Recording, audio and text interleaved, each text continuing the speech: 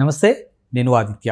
'Devara' cinema release అయ్యి దాదాపుగా ఇవాల్టికి 11 రోజులు పూర్తయి 12 రోజుల్లోకి అడుగుపెట్టాం. సో మరి 11 రోజులు ఓవరాల్‌గా కలెక్షన్ ఏ విధంగా ఉంది తెలుసుకునే ప్రయత్నం చేద్దాం. సో ప్రస్తుతానికి మనతో పాటు స్టూడియోలో ఉన్నారు ప్రముఖ సినీ క్రిటిక్ యజ్ఞమూర్తి గారు. సార్‌ని అడిగి తెలుసుకుందాం. సార్ నమస్కారం సార్. నమస్తే ఆదిత్య. 'దేవరా' సినిమా ఆల్మోస్ట్ 2 వీక్స్ అయిపోవస్తుంది దగ్గరగా. సో మరి ఈ 11 రోజుల కలెక్షన్ ఏ విధంగా ఉంది అసలు? 'దేవరా' ముందుగా అయితే టీం అంతా కూడా హ్యాపీగా ఉంది. ఎందుకంటే ఆ సినిమా దాదాపు ఒక తమిళనాడు తప్పితే మిగతా అన్ని చోట్ల కూడా బ్రేక్ ఈవెన్ దాటేసి లాభాల్లోకి వచ్చేసింది. ఒక కేరళ మాత్రం అది చాలా తక్కువ అమౌంట్కి అమ్మారు కాబట్టి అక్కడ ఒక ₹1 కోటి వాల్యూ కాబట్టి కొంచెం అది అక్కడ కూడా ఆల్మోస్ట్ 92-93 లక్షలు వచ్చేసింది. ఇంకొక 7-8 లక్షలు వస్తే చాలా అక్కడ కూడా బ్రేక్ ఈవెన్ అయిపోయినట్టే. సో వేరాజ్ ఒక తమిళనాడు మాత్రమే అది అక్కడ 6 కోట్లకు కానీ 4 కోట్లే వచ్చాయి. అది ఒక్కచోటే కొంచెం ఇబ్బందికరంగా ఉంది. కానీ వేరాజ్ కర్ణాటకలో కూడా మొన్నటికే అది బ్రేక్ ఈవెన్ అయిపోయి లాభాల్లోకి అడుగుపెట్టింది. సో ఇప్పుడు తెలుగునాట చూసుకుంటే మంచి కలెక్షన్స్ సాధించిందని చెప్పాలి. సో అందరూ కూడా చాలా హ్యాపీగా ఫీల్ అంటే మొత్తం ఆంధ్రాలో మనకు ఆంధ్రప్రదేశ్కి వచ్చేసి సీడెడ్ ఒకటి మనకు సపరేట్గా చెప్తాం. మొత్తం రాయలసీమ అంతా కూడా ఒక ఏరియా కింద కౌంట్ చేస్తారు. మిగతా కోస్టల్ కానివ్వండి ఉత్తరాంధ్ర ఇలా చూస్తే మొత్తం 6 ఏరియాస్ చెప్తారు. సో ఈ అన్ని చోట్ల కూడా అక్కడ సీడెడ్ కానివ్వండి ఇక్కడ 6 ఏరియాస్ కానివ్వండి మొత్తం కూడా అక్కడ డిస్ట్రిబ్యూటర్లు అందరూ కూడా లాభాల్లో ఉన్నారు. అలాగే నైజాం మొత్తం కలిపి ఒకటే ఏరియా. సో ఇక్కడ దిల్ రాజు ఆయన డిస్ట్రిబ్యూట్ చేశారు, మంచి ప్రాఫిట్ ఆయన అందుకున్నారు.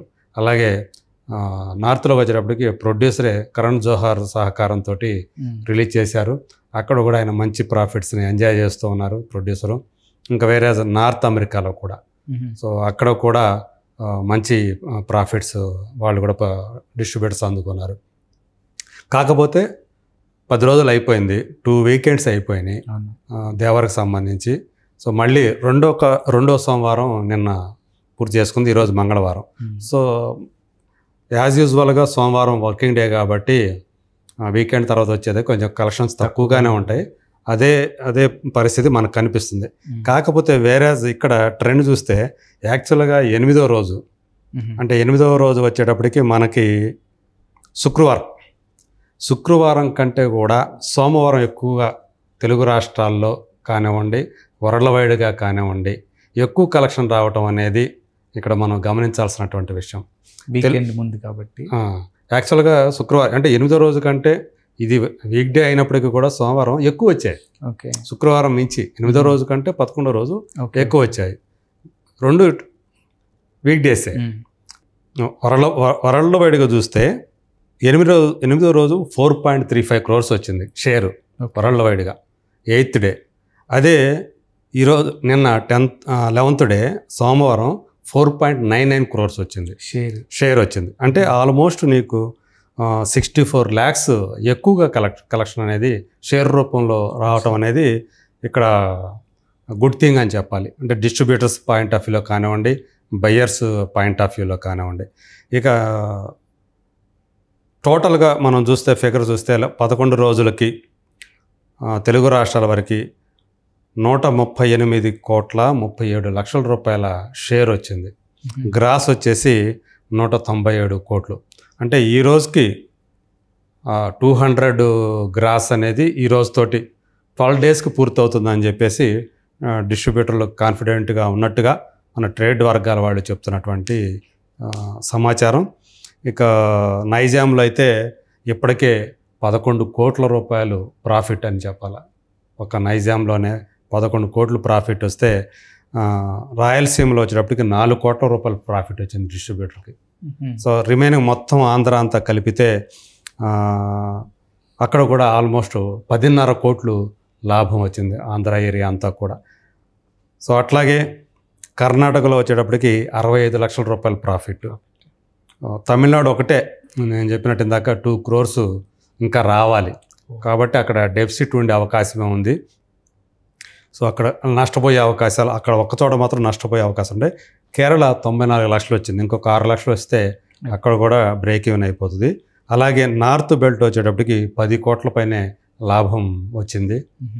అట్లాగే ఓవర్సీస్లో చూసుకుంటే ఆల్మోస్ట్ 8 కోట్ల లాభం వచ్చింది. సో దాదాపు అంతా కూడా ఒక ఎక్సెప్ట్ తమిళనాడు, సో అందరూ కూడా హ్యాపీగా ఉన్నారు. మొత్తం అంతా డిస్ట్రిబ్యూటర్లు కానీ ప్రొడ్యూసర్ కానీ అంత హ్యాపీగా ఉన్నారు. సో మనకి అంటే వీళ్ళు అఫీషియల్గా ప్రొడ్యూసర్స్ ఏవైతే లెక్కలు ఇస్తారో 466 కోట్లని ఇంకా అట్లని ఏవైతే ఉన్నాయో అవి పక్కన పెడితే అవి మనకి ఇప్పటిదాకా అందినటువంటి ట్రేడ్ వర్గాల నుంచి అందిన సమాచారం ప్రకారం అయితే 391 కోట్ల పైన చిలుకు గ్రాస్ వచ్చింది అని చెప్పి సమాచారం. దీనికి గాను 225 కోట్ల రూపాయల 64 లక్షలు షేర్ రూపంలో వచ్చింది అనేది వాళ్ళు చెప్తున్నటువంటి మాట. అంటే ఓవరాల్గా ప్రాఫిట్ చూసుకుంటే ఇప్పటికే 41.5 కోట్లు ప్రాఫిట్ వచ్చింది ఓవరాల్గా వరల్డ్ వైడ్గా చూసుకుంటే. కాబట్టి దీన్ని ఆల్రెడీ ఇప్పటికే ట్రేడ్ వర్గాల వాళ్ళ లెక్కల ప్రకారం చూసుకుంటే సూపర్ హిట్ అని వాళ్ళు తేల్చేశారు. సో ఇంకా రాబోయే రోజుల్లో అది బ్లాక్ బస్టర్ కూడా చేరే అవకాశం ఉంటుంది. 50 కోట్లు దాటిందంటే బహుశా బ్లాక్ బస్టర్ అని పేరు చెప్తారేమో చూడాలి. సో మొత్తంగా ఇక్కడ ఇంకొక గమనించాల్సినటువంటి విషయం ఏంటంటే గుంటూరు ఏరియాకి సంబంధించి ప్రత్యేకించి చెప్పుకుంటూ ఉన్నారు. ఎందుకంటే ఇప్పుడు గుంటూరు అడ్డ జూనియర్ ఎన్టీఆర్ది అని చెప్పేసి. సో RRR తర్వాత హయ్యెస్ట్ వచ్చేటప్పటికి RRR టాప్లో ఉందని చెప్పాలి. సో అక్కడికి వచ్చేటప్పటికి మీరు గుంటూరులో ఇదివరకు 18.21 కోట్ల రూపాయల షేర్ సంపాదించింది RRR. అది కూడా జూనియర్ ఎన్టీఆర్ సినిమానే. ఇప్పుడు తను సోలో హీరోగా చేసినటువంటి సినిమా దేవరతోటి 11 రోజుల్లో 11.87 కోట్ల